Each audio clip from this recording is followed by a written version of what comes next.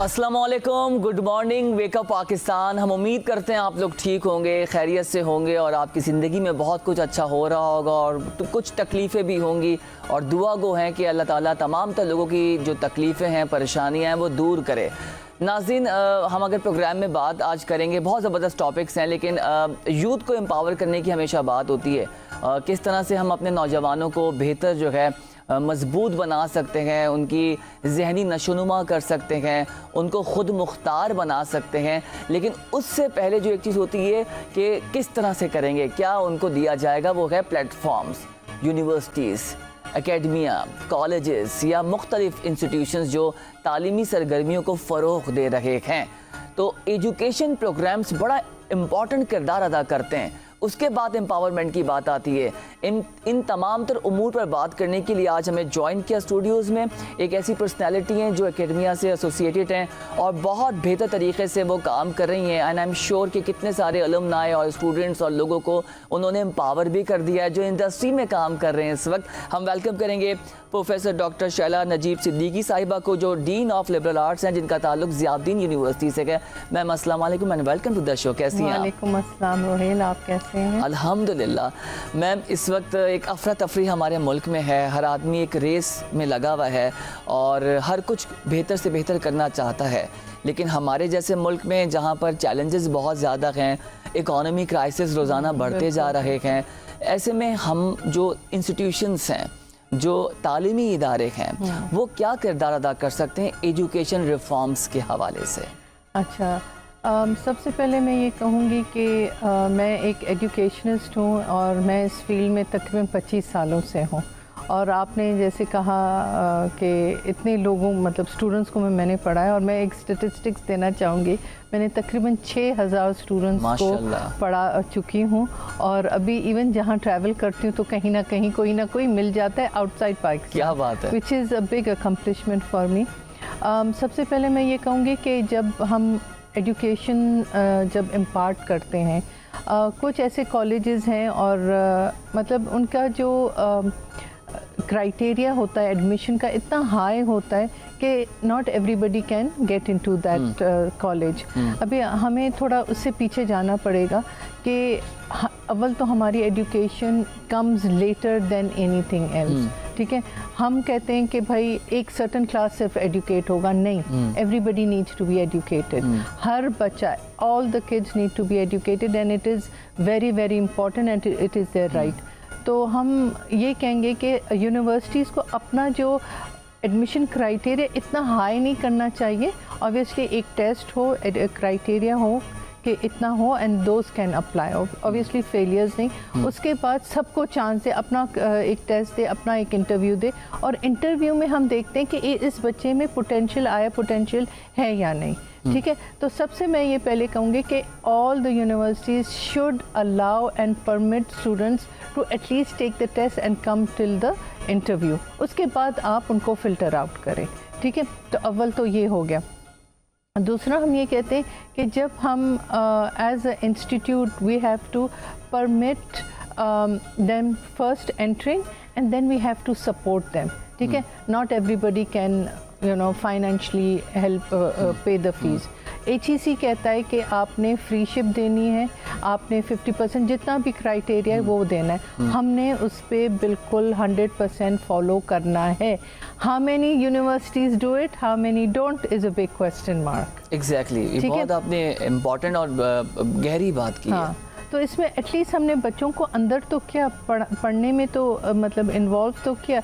उसके बाद फिर हमारे यहाँ अनफॉर्चुनेटली कहें या फॉर्चुनेटली कहें, all our syllabus is in English from Karachi university, public to private, everything is in English. आया हमने बच्चों को अंग्रेज़ी में पढ़ाया था हमारी प्री स्कूल में, सेकेंडरी में, मिडिल स्कूल, सेकेंडरी में, were they good in English? Why is our syllabus in English? मुझे पता है लोग मुझे कहेंगे कि ये एक औरत आई है और कह रही है कि इंग्लिश को हटा दो। हमें ओनरशिप लेनी है हमारे अपने लैंग्वेज की। क्या बात है, बहुत खूबसूरत। ठीक है, हम क्यों नहीं ये करते? बहुत खूबसूरत बात। ठीक है, और अगर वो हम कर लें, मतलब हम बाहर मुल्कों में जाते हैं, आप इंडिया में जैसे इंडिया के लोग जाते हैं बाहर, वो इतने बड़े पोजीशंस पे चले जाते हैं, they are not talking in English, वो आपका ट्रांसलेटर होता है, वो आपको वो करता है, यू नो। तो जो भी बंदा चाइना की एग्जांपल चाइना की लें, बड़े आप फ्रांस की ले लें, एवरीबडी इज। अच्छा मैम, एक चीज़ आपने बहुत अच्छी की, एक जो फेयर है स्टूडेंट का ना, वो यही है कि कम्युनिकेशन बैरियर इन अंग्रेजी इंग्लिश में, कि वो भाई इंग्लिश, हम भी इंटरव्यू कंडक्ट करते हैं और स्टूडेंट आता है कि उसको कॉन्फिडेंस उसका, वो बहुत काबिल है, he is working somewhere, he is earning good, लेकिन उसको डर ये होता है, सामने से आपने 2 जुमले अंग्रेजी के बोल दिए, अब वो बैठ गया, उसका सारा कॉन्फिडेंस जो है वो श्रिंक हो गया। बिल्कुल। तो इस पे हम क्या कर सकते हैं, यूनिवर्सिटीज क्या कर सकती हैं? देखिए, सबसे पहले मतलब एज अ टीचर, ठीक है, और with so many years of experience, मैं तो अपने डिपार्टमेंट में हमारे बड़ा अच्छा एक फैमिली ओरिएंटेड एक हमने बनाया हुआ है, जहाँ हम क्या करते हैं कि बच्चे को इंडक्ट करते हैं, फिर उसको ग्रूम करते हैं, ठीक है। ग्रूम इन द सेंस के मतलब उसकी जो स्किल्स हैं, जैसे कॉन्फिडेंस, वो बिल्कुल कॉन्फिडेंस लैक करता है, उसको बिल्कुल ही is so unsure of himself कि whether I will be able to do this और नॉट।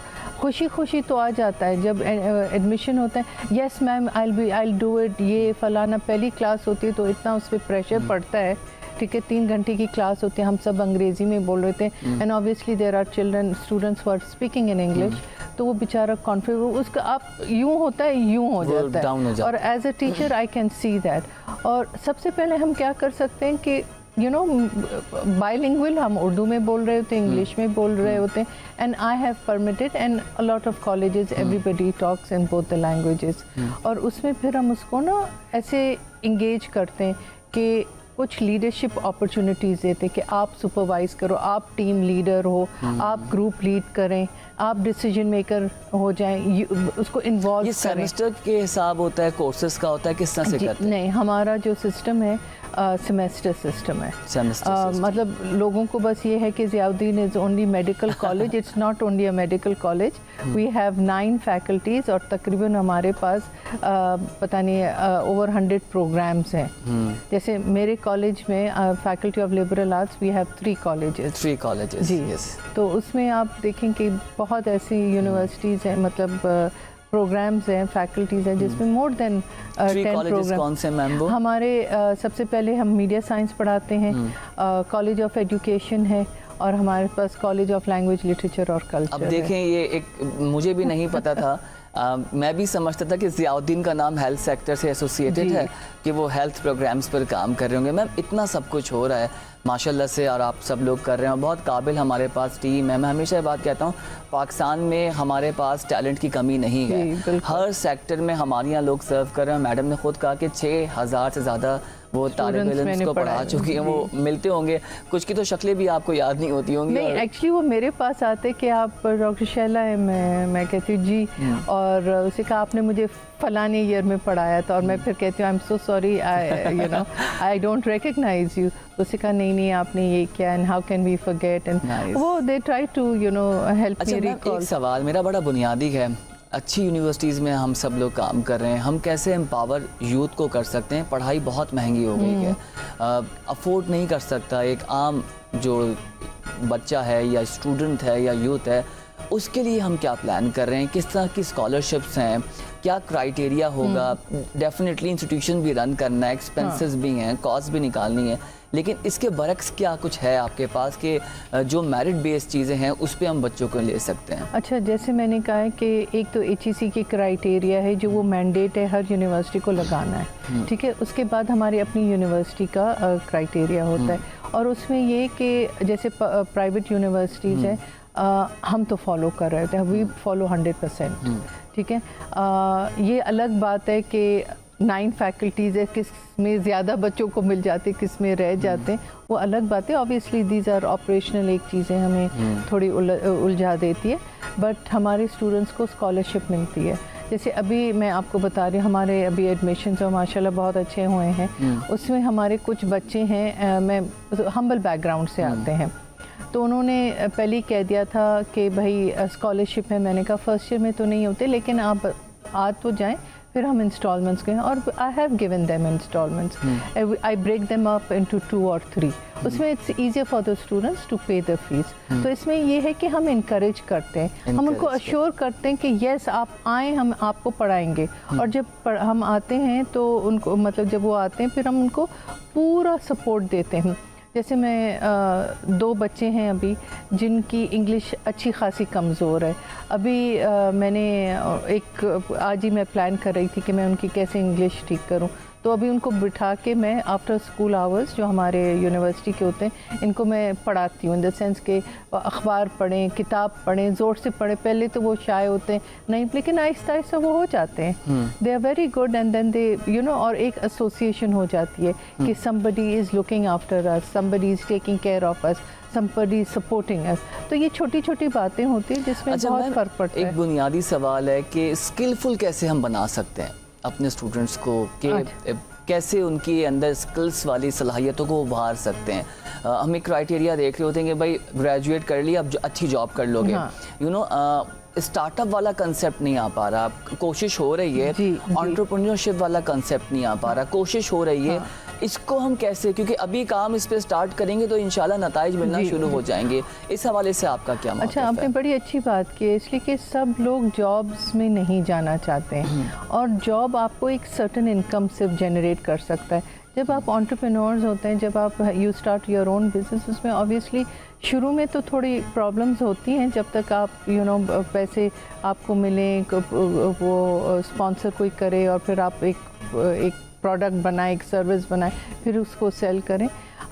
जैसे आपने इनिशियली पूछा कि हाउ डू यू इंश्योर कि स्किल्स को कैसे आप टैप करते हो। अभी हर बच्चे में कुछ ना कुछ स्ट्रेंथ्स होते हैं, कुछ ना कुछ वीकनेसेस होती हैं, ठीक है। जिनके स्ट्रेंथ्स होते हैं हम उसको काफ़ी वो करते हैं, ठीक है मैम, आप की इस बात को कंटिन्यू करेंगे। ब्रेक का कहा जा रहा है, ब्रेक लेते हैं, उस पर वापस जब आएंगे तो इसी टॉपिक को दोबारा डिस्कस करेंगे। नाज़रीन, एक शॉर्ट ब्रेक लेते हैं, ब्रेक से जब वापस आएंगे तो मजीद बात करेंगे कि यूथ एम्पावरमेंट को हम कैसे बढ़ा सकते हैं। Stay with us.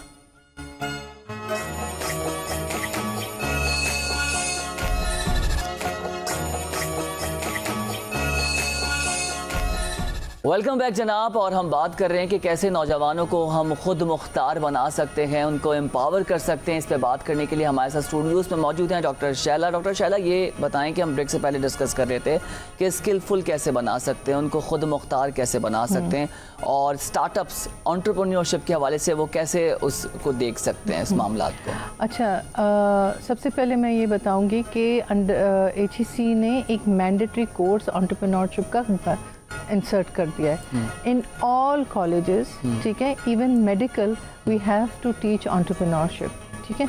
अभी ये है कि जैसे मैंने पहले कहा था कि सबको जॉब नहीं मिलती, और जॉब अगर मिल भी जाती है ना तो इतनी पे नहीं होती, और हमारे बच्चे फॉर सम ऑड रीज़न समझते हैं हमने बैचलर्स किया और हमें 1 लाख की नौकरी मिल जाएगी, और honestly that is not the case. वो बिल्कुल बेसिक लेवल से स्टार्ट होते हैं and then they climb up.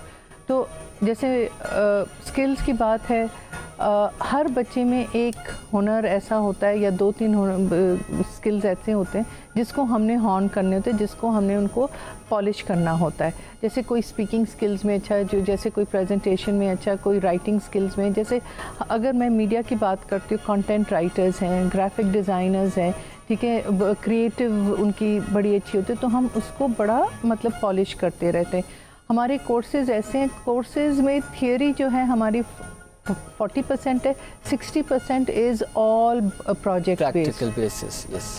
और हमारे पास गेस्ट स्पीकर्स आते हैं, हम उनको इंडस्ट्री में ले जाते हैं, हम उनको जैसे इंटर्नशिप करवाते हैं। 2 किस्म की इंटर्नशिप होती है, एक सिविक एंगेजमेंट होती है जहाँ मतलब ऐसी जगहों पे जाके वो they have to ensure that they do मतलब 6 वीक्स। फिर एक आप एसोसिएट हम जैसे करते हैं इंडस्ट्री में उनको भेज देते हैं, they have to do 6 weeks से। तो when it comes to entrepreneurship, वो बच्चा खुद ही, जैसे जब हम पढ़ा रहे होते हैं उसमें एक प्रोजेक्ट होता है, और हमारे पास 2-3 बड़े ज़बरदस्त टीचर्स हैं जिन लोगों ने बहुत अच्छा, दे बीन और they are entrepreneurs, NIC Karachi से एसोसिएटेड हैं, they actually come up with fantastic projects, और यंग बच्चे थे और they are making a lot of money. तो वो एक इंस्पिरेशन भी होती है, they get inspired by them, they get motivated by them, और फिर वो ही जो हमारे टीचर होते हैं ना, उन से एक छोटे छोटे प्रोजेक्ट्स करवाते हैं और फिर उनको मतलब जैसे आई डोंट नो एक बाहर का ऑस्ट्रेलियन एक प्रोग्राम है शार्क टैंक यस, तो उसमें अब तो पाकिस्तान ने भी काम स्टार्ट कर दिया है। एग्जैक्टली, तो वो आपके बड़े बैठे हुए होते हैं, फाइनेंसर्स बैठे होते हैं, and you have to pitch the idea. तो this I like the concept, by the way, and I love it. Yeah, so this is exactly what we are doing, and the students obviously the students are at that level. You know, we are polishing them. हम उसको बिल्कुल एक all rounder बना रहे हैं। को somebody तो आप लोग भी कोई अच्छा सा नाम रख लें शार्क टैंक की तरह, उसको फिर प्रोजेक्ट करें, क्या काम कर रहे हैं माशाल्लाह। जी, और उसमें जो है ना आई थिंक बच्चों को भी बहुत मोटिवेशन मिलती है, एंड मैं तो हमेशा कहती हूँ उसको हम रिकॉर्ड भी कराएं ताकि वो बच्चा बिल्कुल सही प्रिपेयर होके आए, और यू नो दे आर बल्कि आप उसको रिकॉर्ड भी कराएं, उसको केस बनाएं, जब वो इंशाल्लाह प्रोजेक्ट स्टार्ट करेगा और नंबर्स आना अच्छे हो जाएंगे तो जो माइलस्टोन्स अचीव कर रहे होंगे वो दिखाएं कि केस के तौर पर कि कहाँ से आइडिया पिच हुआ था और कहाँ से हाँ, और अगर आप फेमस हो गए कहाँ से आपने where did you start off with, you know, you weren't very confident। अच्छा, मैं इसी बात से मैं एक सवाल करूँगा, इंक्यूबेशन सेंटर का कंसेप्ट हमारे पास बहुत अच्छा है। जी। हमारे जो तालीमी इदारे मुख्तलिफ इंस्टीट्यूशंस हैं वो इस पर काम भी कर रहे हैं। जी। इंक्यूबेशन सेंटर पे मुझे लगता है कि गवर्नमेंट को भी कुछ इनिशिएटिव्स लेने चाहिए। कुछ ऐसा अमाउंट है या कुछ ऐसे फाइनेंसेस क्योंकि फाइनेंसेस का इसमें सारा आपको पता है कैपिटल का सारा इशू आता है एंड ऑफ द डे, कि करें तो क्या करें। कुछ ऐसी कमेटीज या कुछ ऐसे महकमे बनाएं जो गवर्नमेंट, क्योंकि गवर्नमेंट जब इन्वॉल्व होगी तो हर सपोर्ट मिलेगी। रिसोर्सेज, सबसे बड़ा प्रॉब्लम रिसोर्सेज का आता है। तो इंक्यूबेशन सेंटर का जो कॉन्सेप्ट है नेशनल सतह पर, आप इसकी अहमियत को क्या समझती हैं? देखिए, आप ये जो कह रहे हैं ना, जैसे मैंने नेशनल इंक्यूबेशन सेंटर आपका सिंध में है, ठीक है, आपका पंजाब में है, आपका Islamabad, you know it's all there, सारे दे आर ऑलरेडी एग्जिस्टिंग, ठीक है। उसमें गवर्नमेंट का भी सपोर्ट है, ऐसे नहीं कि गवर्नमेंट का बिल्कुल सपोर्ट नहीं है, ठीक है। तो उसमें क्या है कि all we need to do is we need to permit all types of students, all types of people to pitch their मेरा idea। सवाल ही यही था। हाँ, मेरा सवाल ही यही सिर्फ हम इस चीज़ में ना लैक करते हैं कि अनफॉर्चुनेटली जिसका कांटेक्ट है, जिसके रिसोर्सेज हैं, बड़ा वो महदूद और नैरो कर दिया है। वो हो जाता है, उसका जो असल ऑब्जेक्टिव है वही किल कर दिया। और दूसरी बात ये है कि कुछ बच्चों को पता ही नहीं है कि ये एग्जिस्ट करता है इंक्यूबेशन सेंटर। तो हमारे पास ये जो कम्युनिकेशन लैक गैप है, उसको हमने ब्रिज करना है। बहुत लोग जैसे एग्रीकल्चर में आजकल पता नहीं वो कौन सा सीड लेके आते हैं जिसमें डबल द ग्रोथ है या थिंग्स लाइक दैट, फर्टिलाइजर्स है। मैं बड़ी अच्छी बात बताऊंगी, जब मैं दूसरे कॉलेज में थी तो आई वाज हेडिंग एंटरप्रेन्योरशिप। वहाँ एक बच्ची आई थी and I was very impressed and I am still very impressed by her. She was पूरा बुर्का, कवर फेस, यू नो, बहुत ग्लव्स पहन के। उसने मुझे कहा, मैम मैं I want to build a building with कचरा, विथ गार्बेज। तो मैंने कहा ये कैसे? उसने पूरा प्रपोजल लेके आई और सब कुछ उसने किया। तो she actually came up with some material। वो obviously she was from a very strong background, और वो इंटीरियर से अभी मुझे एग्जैक्टली शहर का पता नहीं है। तो she had the place, she had the money, she had वो the machinery। उसने फिर प्रीवियस यूनिवर्सिटी में उसने एक बेंच उसके नाम से मैंने लगवाई थी, and it was a proper strong bench made of garbage. मतलब कचरे को चर्न करके और उसमें कुछ एडिसिव्स डाल के और उसने कचरे को रिसाइकल करके और एक चीज़ में उसे कहा हम बिल्डिंग्स भी बना सकते हैं। क्या बात है। So this is something that students are doing, but again unfortunately हमारे पास वो like not everybody gets to find out कि आप ये भी कर सकते हो। और फिर जिनके पास आइडियाज़ आते हैं, जैसे फॉर एग्जांपल पेरेंट्स ही कहते हैं क्या बकवास, what is this, this is not going to work, you know, नहीं हो सकेगा। हमें चाहिए कि एज पेरेंट्स, एज मेंटोर्स, हमें उनको मोटिवेट करना चाहिए। मुझे लगता है कहीं मिस पेरेंट्स की भी काउंसलिंग बहुत ज़रूरी है क्योंकि वो अपने दौर के हिसाब से निसाब को देख रहे होते हैं और प्रोग्राम्स को देख रहे होते हैं। अब क्योंकि वो फिर घरेलू जिम्मेदारियों में इन्वॉल्व हो जाते हैं, वो फिर कमाई वाले मामला आते हैं, बिजनेस वाले मामला आते हैं, उनको नहीं पता कि अब एजुकेशन सेक्टर कितनी टेक्नोलॉजी के साथ खुद को चेंज करते हुए आगे जा रहा है। We are talking about AI, reports पे हम बात करें, हमने कभी नहीं सोचा था कंप्यूटर साइंस इतना चल जाएगा कि आज उसके इंटेक्स बढ़ रहे हैं। हमारे पास तो डिग्री भी है AI में, we have a degree also in AI। Great. Ma'am मेरा एक सवाल ये है कि जो देही इलाके हैं, शहर में तो बड़ा आसान है कम्यूट करना, मिलना, इंस्टीट्यूशंस हैं, सपोर्ट मिल जाती है, हम देही इलाके के बच्चे को कैसे खुद मुख्तार कर सकते हैं? ये हमें ये चैलेंज, हाँ, ये हमारे जो रूरल एरियाज जो हैं, वेदर वो सिंध के हैं, वेदर वो पंजाब के हैं, हमारे जो अर्बनाइट्स हैं उनको हमने वो करना है। They have to go into the interiors and help those people. मैं तो कभी सोचती हूँ, और मैंने एक दफ़ा कहा था, वो बड़ी आइडिया शॉट डाउन हो गई थी, कि हमारे करिकुलम में हो कि आपने कुछ अरसा जाके एक गांव ढूंढना है, उसमें जाके रहना है और उसमें कुछ जाके करना है। तो सब उसने कहा कि हालात, और हमारे वाकई हालात भी सही नहीं है। I mean security is a big concern, safety is a big concern, तो हमें जाके वो करना चाहिए। इसमें I think that's the best way. और हमें कुछ स्कॉलरशिप्स भी देनी चाहिए कि हर इंस्टीट्यूट को, हर फैकल्टी को एक मैंडेट हो कि आपने इतने लोगों को गांव से वो करना है। एक तो पिच उनको ले आए और उनको पढ़ाएं और हॉस्टल में रखें। बिल्कुल सही बात है, बिल्कुल सही। ये this is the only way. और एक नंबर सेट कर लें, 5 कर लें, 10 कर लें, ईयरली बेसिस पे। और ऑब्वियसली वहाँ के जो हेड्स हैं गांव के, अभी I wouldn't want to take the names, but उनको भी अभी इट्स हाई टाइम कि वो अपने लोगों को पढ़ाएं, आगे जाने दें। It is the need of the hour. इतनी महंगाई हो गई है बहुत ज़्यादा, तो उनको आप मोटिवेट करें। बिकॉज जो गांव के लोग आते, मैं अपने स्टूडेंट से कभी पूछती हूँ, have you ever been to a village in Sindh? No, they don't understand the culture जो है लोगों से। इवन छोटी छोटी बातें, वो मिलते कैसे हैं, वो आपको अगर घूरते हैं, देखते हैं, फैसिनेट होते हैं, बिकॉज उन्होंने कभी ये चीज़ें देखी नहीं है। बिल्कुल सही बात है। तो you have to adopt their culture because we are part of Sindh. अगर वो है इंटीरियर के हैं, हमने वेस्टर्न कल्चर बहुत जल्दी अडॉप्ट कर लिया, हमने अपना बिल्कुल छोड़ दिया। और उसमें अब तो मैम हम लोग बड़ा काम करें हेरिटेज पे, और ये इंक्लूजन पे अब बहुत काम हो रहा है। एंड रियलाइज कि नहीं भाई ये हमारी आइडेंटिफिकेशन है। लेकिन inclusion should not be on the books only, you know, it should be in the true sense. Yes. तो वो अगर हम करने लगे तो इंडिया कर रही है। इंडिया कितनी फिल्में बना रही है। आप इनकी जो आर्ट फिल्म्स होती हैं, आप देखें हर टॉपिक पे उन लोगों ने बनाया। हमारी अनफॉर्चुनेटली कोई आर्ट वाली फिल्म बनती है, वो सिनेमा पे कोई जाता ही नहीं जाता। अब तो मैम OTT प्लेटफॉर्म्स आ गए हैं, सिनेमा जी सब डिजिटल पर आ गया। मेरा आपसे एक सवाल है, मीडिया साइंस आप किस तरह से देख रही हैं कि आने वाले जो 5 साल 10 साल हैं, उसमें ट्रांसफॉर्मेशन मज़ीद कितनी होनी? एक तो ट्रांसफॉर्मेशन हमने देख ली डिजिटल वाली, उसमें एक्सेप्टेंस भी आ गई, हमने एडवर्टीजमेंट को ट्रांसफॉर्म होते हुए देखा, कोविड के बाद ज़्यादा उसको नंबर्स उसमें मिले, मार्केटिंग की हमारी काफ़ी ट्रांसफॉर्मेशन आ गई है।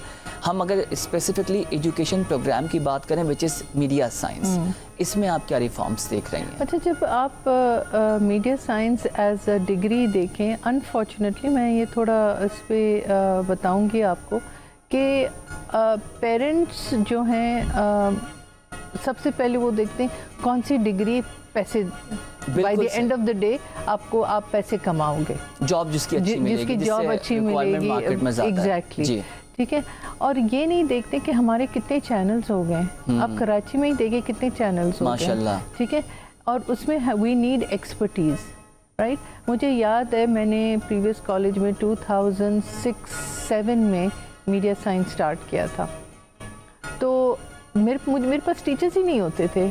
HEC के रिक्वायरमेंट थी कि भाई हर टीचर मास्टर्स हो। मास्टर्स मुझे कहाँ से मिलेंगे? इवन PhDs नहीं है, PhD नहीं है। और वो कहते थे कि भाई कैमरा मैन हो और ऑडियो डिजिटल फलाना ढमकाना, जितने भी हमारे सब्जेक्ट्स थे तो उसमें पीएचडी थे ही नहीं। मुझे याद है फिर मैंने कैमरा मैन था, वो जैसे वो होते हैं ना छोटू होते, वो सीख जाते हैं, they become big cameraman, they are doing a fantastic job, DOP होते हैं। तो फिर मैं लिखवाती ये थी कि कोई मास्टर्स है, लेकिन पढ़ाते वो थे, वो अपने पूरे स्टाइल उर्दू, वो पान खा रहा है फलाना, सिगरेट पी रहा है, बिकॉज ऑब्वियसली उनकी क्रिएटिविटी आती वैसे। And I allowed it for the longest time. काफ़ी रेजिस्टेंस मिली ड्राइंग के लिए। हमारे जैसे मीडिया जो बच्चे हैं उनका जो क्रिएटिविटी, उनका थॉट प्रोसेस बहुत डिफरेंट है अब बिजनेस वाले बच्चों के साथ। उनको तो हम मैंडेटरी कहते भाई आप शूज़ बंद शूज़ पहनोगे, ये करोगे, वो एक डेकोरम है स्कूल का, यूनिवर्सिटी का, लेकिन आप उसको छोड़ दें, आप उनको let them listen to songs and draw in class, you know, until unless you don't do that नहीं होगा। लेकिन अनफॉर्चुनेटली ये जो चीज़ है ना, जो पैशनेट लोग होते हैं, जिनको एक दिमाग में है कि बस मुझे यही करना है, यू नो, दे सर्वाइव। अगर कोई बच्चा समझता है कि मीडिया इज़ इजी फन और उसमें कोई काम नहीं है, they are mistaken, highly mistaken. बहुत काम होता है। और दूसरी बात है, हमारे शायद एक सोसाइटल एक जो बना हुआ है ना इम्प्रेशन कि it's only in front of the camera, it's all about dressing up, looking good, being models and acting. Media is not that. Media जो है it's behind the camera, it's a lot of research. बहुत मुश्किल काम है और production का काम कोई आसान काम नहीं है। Thank you so much doctor Shaila आपके वक्त का, और बहुत खूबसूरत बातें आपने की। और आखिर में जो बात आपने कही ना कि जो मीडिया के लोग हैं उनको उनके जोन में रहने दें, वो पान खाते हुए सिगरेट पीते हुए, क्योंकि कह रहे हैं एक्सेप्टेंस ही तब होगी क्योंकि आमद होती है तो काम निकलते हैं, और बहुत कम लोग रियलाइज करते हैं और आपने रियलाइज किया। Thank you so much ma'am आपके वक्त का। होपफुली नाज़रीन आपको ये सेगमेंट हमारा पसंद आया होगा, किस तरह से उन्होंने रखा कि जो करिकुलम है उसको कैसे बेहतर किया जा सकता है और जो नौजवान है वो एम्पावर हो सकता है। लेकिन अगर जॉब मार्केट का सोचेगा तो कुछ भी नहीं है, स्टार्टअप्स का सोचें, बिजनेस का सोचें। नाज़रीन एक ब्रेक लेंगे, ब्रेक से जब वापस आएंगे तो मजीद इश्यूज पर बात करेंगे। Stay with us.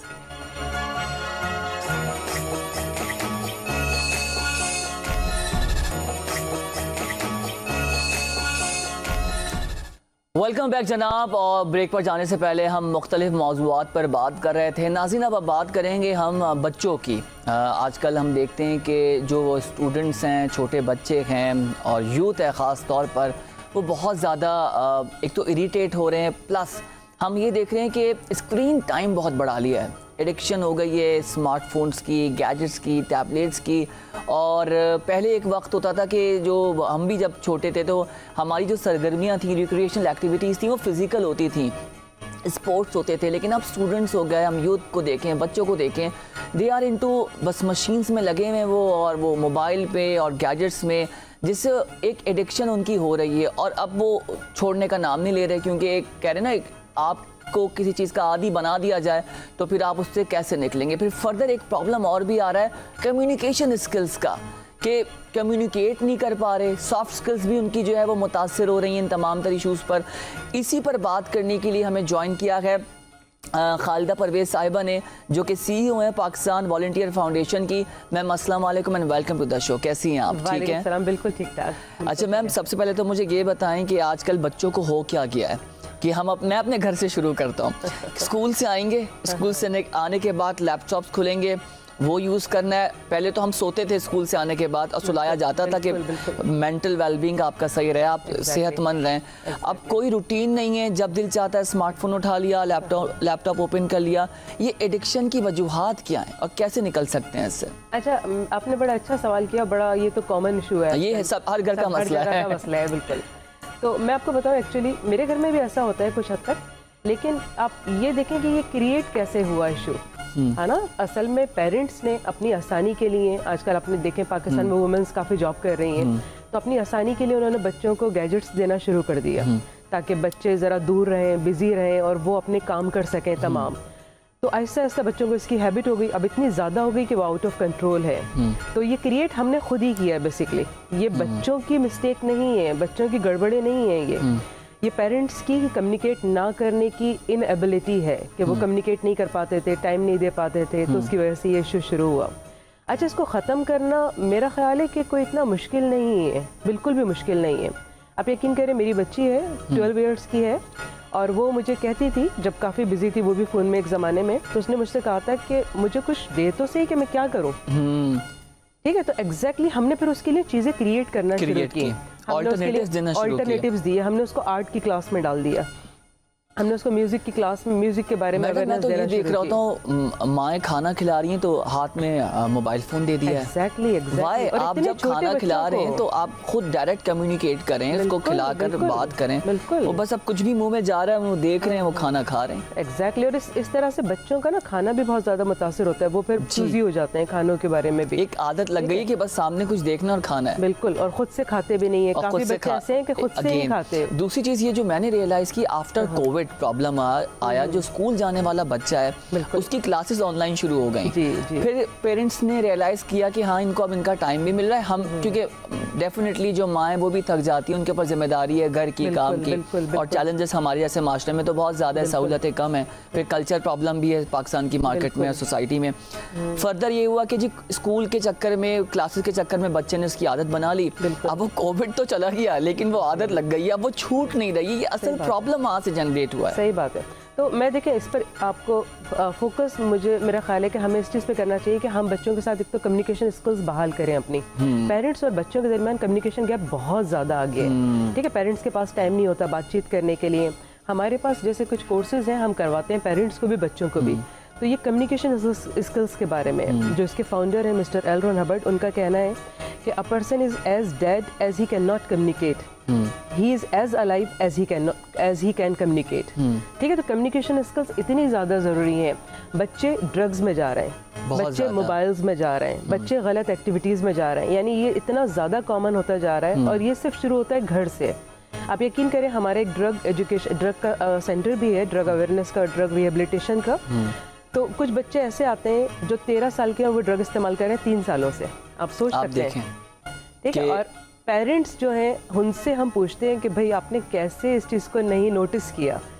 मैम हम जब छोटे होते थे, हम लोग अपनी अगर बात करें तो हमें ये डर होता था कि शबरात वगैरह पे अगर बैग में कोई पटाखा या कुछ भी निकल जाए, एक फुलझड़ी भी अगर होती थी स्कूल में या घर में किसी ने देख लिया तो हम टेंशन में होते थे। उसकी वजह ये थी कि मुस्तकिल आपके जो घर के बड़े थे, आपके वालिदैन थे, वो आप पे नजर रखते थे, कम्युनिकेट करते थे आपसे। अब आपने कमरों में बच्चों को छोड़ा हुआ है, और आप सही कह रही हैं, इस वक्त जो केसेस रिपोर्ट हो रहे हैं मैम, छोटे बच्चे ड्रग्स में इन्वॉल्व हो चुके हैं। आइस बहुत कॉमन और आपको तब पता लग रहा है जब उसके नताइज आना शुरू हो रहे हैं, चेंजेस उनकी बॉडी में, उनके बिहेवियर में और उनके एक्शंस में। बिल्कुल, आप सही कह रहे हैं। कहाँ खड़े हैं हम लोग? बिल्कुल आप सही कह रहे हैं। बिल्कुल बहुत ख़राब कंडीशन हो गई है। और बच्चों की देखिए, हम कहते हैं बच्चे मोबाइल्स में चले गए, बच्चे इतना ज़्यादा ये कर रहे हैं। बच्चों की प्रॉब्लम नहीं है। यहाँ पर जो हमारे पास बच्चों के वाले से भी एक कोर्स है, चिल्ड्रन कोर्स, और उसमें कहा गया है कि बच्चों के साथ जो मसले हैं ना, बेसिकली वो बच्चों के मसले नहीं है, वो पेरेंट्स के मसले हैं। पेरेंट्स को एक तो अपने इरिटेशन इश्यूज हैंडल करने की जरूरत है। वो इरिटेट होते हैं बच्चों से, ठीक है, तो उनको मेंटल इश्यूज हैं कि वो इरिटेट होते हैं, वो कोप अप नहीं कर पाते बच्चों से। उनको बच्चे अवॉइड करना चाहते हैं, वो कि नहीं दूर हो जाओ, आप कुछ और कर लो, आप बिजी हो जाओ, मैं बिजी हूँ अपने काम में। आजकल मैं ख़वातीन को भी देखती हूँ, बहुत ज़्यादा ख़वातीनों को, तो वो खुद मोबाइल्स में बहुत ज़्यादा ड्रामे देख रही होती हैं, और बच्चे जब उनके करीब जाते हैं तो वो अवॉइड करती हैं। ठीक है, खाना भी दे दिया, खाया तो खाया नहीं। मैम हमें तो याद पड़ता है कि हम अगर पहले के दौर को देखें, बड़ा सुनहरी दौर लगता है। एक माँ की अगर 8-8, 10-10 बच्चे हैं, सारे पढ़ गए, एक इंजीनियर निकल गया, एक डॉक्टर बन गया, एक कहीं पे।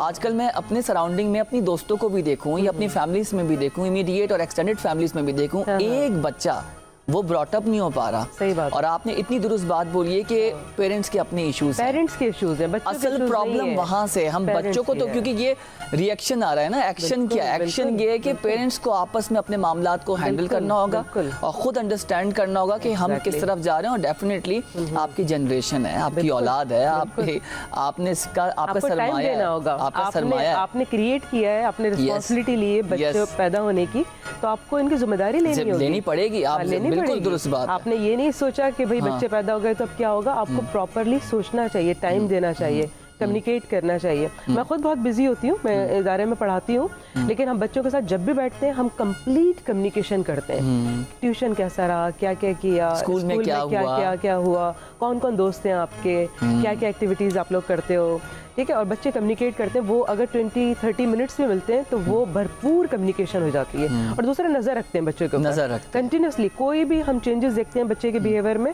तो फौरन पता लगाने की कोशिश करते हैं कि क्या चीज़ मिसिंग हुई। तो हम जो कम्युनिकेशन टेक्नोलॉजी को भरपूर इस्तेमाल कर रहे हैं वहाँ पर बच्चों के साथ फ्रेंड्स बने हुए हैं, ठीक है। तो एक हमारी एक टेक्नोलॉजी है जिसमें कहा जाता है एफिनिटी रिलेटिव कम्युनिकेशन, यानी ARC। उसमें ये होता है कि आपको फ्रेंडलीनेस बच्चों के साथ क्रिएट करनी होती है बहुत ज़्यादा, ठीक है। तो उस पर हम पूरा फॉलो करते हैं कि वो भरपूर उनके साथ मेंटेन रहे। बच्चे अगर कोई बुरी बात भी बता रहे हैं जो उन्होंने स्कूल में कर दी या कोई गलत फ्रेंड बना लिया उन्होंने, तो हम उसको सुनते हैं अच्छे तरीके से, ठीक है। उनको गाइड करते हैं, ना कि ये कि उनको जज करें और उनको इल्ज़ाम दें। तो ये पेरेंट्स को जिम्मेदारी लेनी पड़ेगी और इससे आप भाग नहीं सकते बिकॉज नुकसान बहुत ज़्यादा है आगे जाके। अच्छा, मुझे ये बताएं कि अगर हम दूसरे माशरे को देखें, यहाँ से पाकिस्तान से बाहर के बच्चों को देखें, अगर हम कंपेयर करें, हमारा माशरा हमें फिर भी बहुत अच्छा और साफ लगता है। बिल्कुल। दूसरा मैम, एक सवाल ये है कि उस माशरे का ब्रॉटअप और कल्चर डिफरेंट है, पाकिस्तान के माशरे का ब्रॉटअप और कल्चर डिफरेंट है। बिल्कुल। आप क्या समझती हैं कि इंटरनेट ने कितनी तबाही फेरी है हमारे माशरे में? इंटरनेट ने तो डेफिनेटली बहुत तबाही फेरी है। अब ये इस बात का तायुन नहीं कि जब भी स्लो कर दिया वो स्लो होने के मामला दूसरे हैं। तो इंटरनेट ज़रूरी भी बहुत ज़्यादा है, बहुत ज़्यादा है, क्योंकि अब आजकल सब कुछ इंटरनेट के थ्रू ही होता है। आपको बिल्स पे करने हो इंटरनेट के थ्रू, वो तो अब हम लोग उसके मोहताज हो चुके हैं ना, सारी चीज़ें उसी से होती हैं। बिल्कुल ऐसा है ना। तो ज़रूरत है, लेकिन ये कि हमें देखिए, मैं आपको बताऊं कि हम इन सारे इश्यूज़ को हैंडल कर सकते हैं अगर हम रिस्पॉन्सिबिलिटी लें कि हमें इनको हैंडल करना है। हम अपनी कम्युनिकेशन जो एबिलिटी है बच्चों के साथ बेहतर करें, ठीक है। हम अपने मेंटल इश्यूज़ को हैंडल करें ताकि हमें टॉलरेट करना बेहतर हो जाए हमें, ठीक है। और इसके अलावा बच्चों की एक सबसे बड़ी जो प्रॉब्लम पैदा होती है ना, वो एजुकेशन से आती है। बिल्कुल सही। बच्चे आजकल जो कुछ पढ़ रहे हैं ना, वो ना समझा हुआ पढ़ रहे हैं, वो रट्टे लगाते हैं, वो एग्जाम पास करने के लिए बस, और प्रेशर होता है बच्चों पे, इरिटेशन की असल वजह है ये। एग्जैक्टली। अच्छा मैम, एक सवाल मेरा ये है कि हमारा ब्रॉटअप डिफरेंट तरीके से हुआ। अब जो बच्चे वो एक अलग जनरेशन है, जनरेशन Z हम इसको कहते हैं। तो हम कहीं ये रियलाइज करते हैं कि हम अपने हिसाब से उनको कंपेयर नहीं कर सकते। सही बात। तो पेरेंट्स को और बड़ों को जो चैलेंज आता है कि नहीं, हमारा वक्त दूसरा था, उस वक्त टेक्नोलॉजी का ये इंटीग्रेशन नहीं थी। अब बच्चे मुख्तलिफ हैं, उनकी सोच डिफरेंट है। आप लाउड नहीं हो सकते। हमें तो बड़ों ने डांटा, जैसे डांटा बिठाया हम बैठ गए। अब 2 घंटे तक बैठे हुए, आप अब मजाल है आप डांट के दिखा दें, वो तो आप पे बोलेंगे क्या किया है मैंने। तो आप मुझे बताएं, एज अ पेरेंट्स हम उसको कैसे कवर कर सकते हैं? कम्युनिकेशन आपने एक अच्छा टूल बताया। What we have another tool, हमारे पास क्या ऐसे टूल्स हैं जिससे हम इन तमाम तरह इश्यूज पे काबू पा सकते हैं? बिल्कुल, मैं आपको बताऊं, देखिए हमारे पास, हमारी जो ऑर्गेनाइजेशन है, हमारे पास 19 टूल्स हैं। ये फ्री एक्सटेंशन कोर्सेज भी अवेलेबल है, ठीक है। ये चिल्ड्रन के बारे में कि बच्चों को हैंडल कैसे किया जाए, ठीक है, फ्री में अवेलेबल है, ठीक है। इसके अलावा ड्रग्स के इश्यूज हैं, है ना, कि मनशियात के मसाइल कि अगर ड्रग्स बच्चे लेना शुरू कर देते हैं तो उसको कैसे हैंडल किया जाए, कैसे वहाँ से निकाला जाए। स्टडीज़ के इश्यूज़ हैं कि पढ़ाई में डिफ़िकल्टीज आती हैं। तो मैं थोड़ा सा इसको फोकस करूँगी। असल में आजकल हम इसके ऊपर सेमिनार्स भी काफ़ी करते हैं स्कूल्स कॉलेजेस में। होता ये है कि बच्चे जब ना समझा हुआ पढ़ते हैं ना, तो उनमें ब्लैंकनेस आ जाती है, ठीक है। जब ब्लैंकनेस आती है तो वो अपने आप को इंडिविजुएट कर लेते हैं एरिया से। वो स्कूल्स में भी आप देखें मार्किंग करते हैं दीवारों पर, तोड़ फोड़ करना शुरू कर देते हैं। उनके बिहेवियर में भी थोड़ा सा इश्यूज आते हैं, चेंजेस आते हैं। ये बहुत ज़्यादा पैदा होता है ना समझी हुई चीज़ों की वजह से। और ना समझी चीज़ें आप देखें क्लास बाय क्लास बढ़ती चली जा रही हैं। अगर 1 क्लास में उन्होंने कोई 50 वर्ड्स क्लियर नहीं किए, नहीं समझे, तो अगली क्लास में वो वर्ड्स 100 हो जाएंगे, ठीक है। और ये ब्लैंकनेस और ये लैक ऑफ इंटरेस्ट उनका पढ़ाई में, कंसंट्रेशन का कम हो जाना, ये सब कुछ वहीं से आता है। फिर बच्चे क्या करते हैं, इसको कवर करने के लिए वो ड्रग्स में जाते हैं, ठीक है। इसको कवर करने के लिए वो जो है जो मोबाइल फ़ोन्स वगैरह का इस्तेमाल करते हैं कि पढ़ाई को अवॉइड किया जाए, ठीक है। वो मोस्टली रट्टा लगाने के ऊपर आ जाते हैं। फिर वो एक तरह से ग्लिब स्टूडेंट बन जाते हैं कि आप उनसे कुछ आंसर पूछें तो वो रट तो देंगे फ़ौरन, लेकिन कोई अंडरस्टैंडिंग नहीं होगी उनको। तो बच्चों के जो बहुत सारे मसाइल आजकल पैदा हो रहे हैं, मैं आपको बताऊं, लिटरली वो स्टडीज़ की वजह से पैदा हो रहे हैं कि वो ना समझा हुआ पढ़ रहे। अच्छा मैडम, मैंने एक चीज़ ऑब्जर्व की है, अच्छे बड़े बड़े स्कूल्स जो ए लेवल्स करा रहे हैं, ओ लेवल्स करा रहे हैं, अब करिकुलम की बहुत बड़ी बातें करते हैं। बिल्कुल। आज भी मैं अगर बच्चों के बैग देखूं ना, बहुत हैवी होते हैं, बहुत ज़्यादा, बहुत इतनी बुक्स, इतनी आपने उन पे लिटरेचर का बोझ डाल दिया है। और उसमें से हालांकि एक्टिविटीज़ भी हो रही हैं, 8 घंटे 9 घंटे का जो भी सेशन स्कूल का होता है, तो किताबों का बोझ भी तो कम किया जाए, क्योंकि इतना ज़्यादा हो गया है। अभी स्कूल्स खुले हैं बच्चों के, वो स्टेशनरी के देखें आप, वो एक अलग डिबेट है जिस पे हम अलग प्रोग्राम करेंगे कि वो भारी भरकम स्टेशनरीज ले रहे हैं वालिदैन से। वालिदैन क्या करें, करना पड़ेगा, नहीं तो फिर एडमिशन स्टेक पे बच्चे का। और फिर यूनिफॉर्म भी आपने उनके कैंपस से लेना है, किताबें भी उनके कैंपस से लेनी है। अब तो मैंने सुना है कि बैग भी प्रोवाइड करें लोगों के साथ। तो अब देखें क्या हम कहाँ पर खड़े हैं कि जहाँ हमने तालीम को आसान बनाना है, माशरे में आसानियाँ करनी है, तो एक ये फैक्टर भी है जो पेरेंट्स के इरिटेट होने का है। नहीं, बिल्कुल, बहुत एजुकेशन को तो कमर्शलाइज कर दिया है। ठीक है, यहाँ पर बहुत सारी चीज़ें सही नहीं जा रही, लेकिन डेफिनेटली ये एक बड़ा टॉपिक है, इसको बाद में डिस्कस किया जा सकता है। मैं आपको बस ये कहूँगी कि देखिए, एजुकेशन में आजकल क्या हो रहा है, टीचर्स जो होते हैं उनके प्रेशर होता है कि हमें बुक कवर करवानी है, ठीक है, सिलेबस खत्म करना है, सिलेबस खत्म करवाना है, बस जैसे भी करना है, बस कराना है, जैसे भी करवाना है, उनको कोई परवाह नहीं है। हमने अपनी प्रिंसिपल को रिपोर्ट करना है कि मैडम ये हो गया। एग्जैक्टली। अब वो कितना अंडरस्टैंड हुआ है, क्या डिलीवर हुआ है बच्चे के दिमाग पे भी नेवर नो।